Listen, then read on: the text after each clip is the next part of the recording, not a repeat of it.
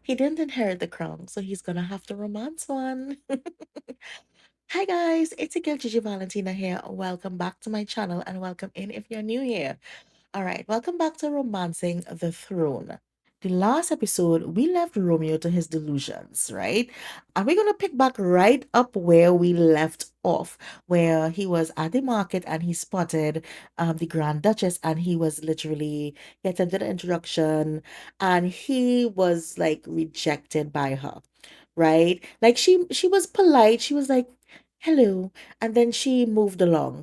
Well, you all know that the Wrongs are very much into community service and philanthropy. They go to other spots within Ondarian and they do community service. So at the market, they tend to cook for people, play chess with them. They would help them with their speech. So Romeo is here. He's gonna have a meal because the Grand Duchess, I think she cooked up some grilled cheese sandwiches, which are like, basic. It's also made with Undarian cheese made from Undarian goat milk. Like it's healthy. Now he could request a knighthood, but because he doesn't really know her like that, I'm not gonna do that.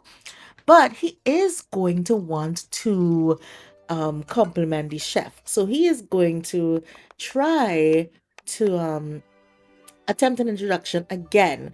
So he said hi, he hooted and hollered again. Like he just it's like failure.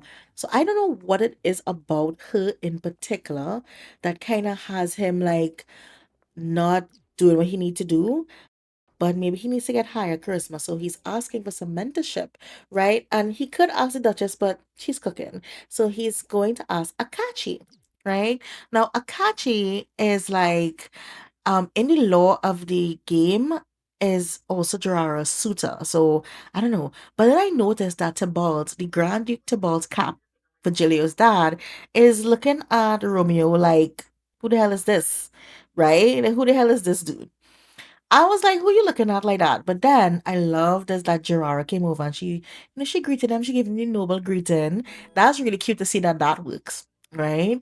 So he's like talking to her and he's being like all like pissy. Like he doesn't like to come down here and be one with the people, right? But it's kind of part of like the, make royals great again kind of situation.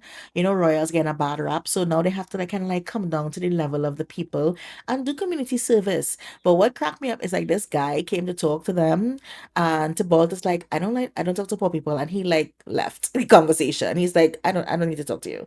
So I'm liking that Romeo and Akashi became good friends during this thing, and I really like that for the both of them. So we can see where that romance goes. Maybe it's a little bit of romance. So Romeo went to visit the library that is also like a nightclub downstairs. And I think I want to come back in the daytime.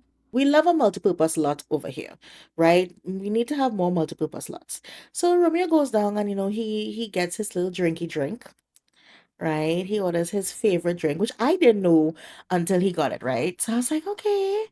Because I think Sims do have favorite drinks programmed. Most of the time I get water.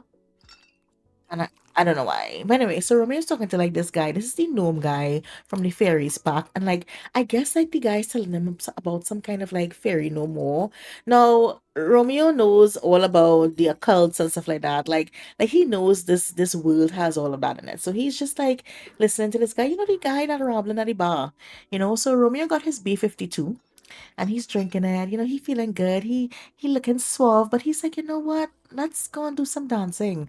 Let me take a little waltz. And he's practicing, and he is just. I think he's dreaming. Maybe he's dreaming of holding Jarara. Who knows? Like that's where my mind would go. Like his hand is at the small of her back, and he's like, oh, how it's going to be with the bunny. Both of them finally are able to like have a conversation. I guess. But what's cracking me up though is that he really likes her. So he looks over and he sees Dominique and she's like really dancing. So she's like, you know what? We can meet. He has an instant attraction to her, right? So he's like, okay, girl, let's dance, right? Let's have a little waltz.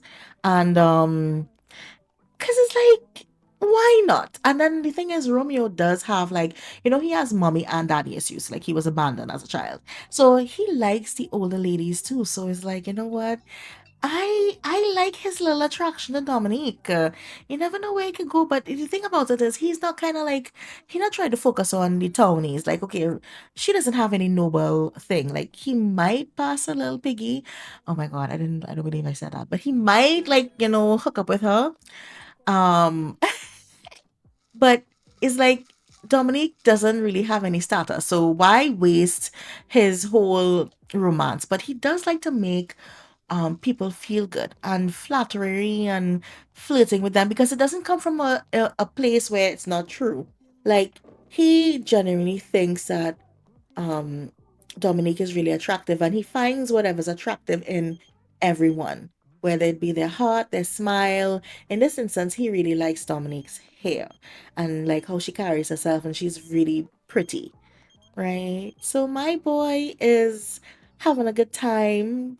And I love the waltz. I really do. Like this is one of my favorite aspects that came with the game. Just this new dance. Like I'm a sucker for new dances. So yeah, Romeo and Dominic, they went to sit down, get to know each other a little bit better. Well, Romeo again, because he's a bit lonely as well, plus, he just wanted to feel a little bit more confident. So, he's, doing the usual thing, complimenting, giving her a little funny joke. He's doing it, he's making her, he's just making her feel good. And he's like, you're a really good dancer. I love that. And he's like, yeah, you need to practice some more though, because he needs to get better at it, because he really does. He needs to get up like a lot of his skills. Um, is he like checking her out? He's like, yeah, girl, you fine. No, you're like really cool as well. And then she's like, you know what? Let me go. You put it on real thick. Let me go from here and get the hell out of here before I get myself into like a little trouble with this young man. It's like, you know what? Let me take my old ass home. And you know what, girl? I agree, girl. I agree.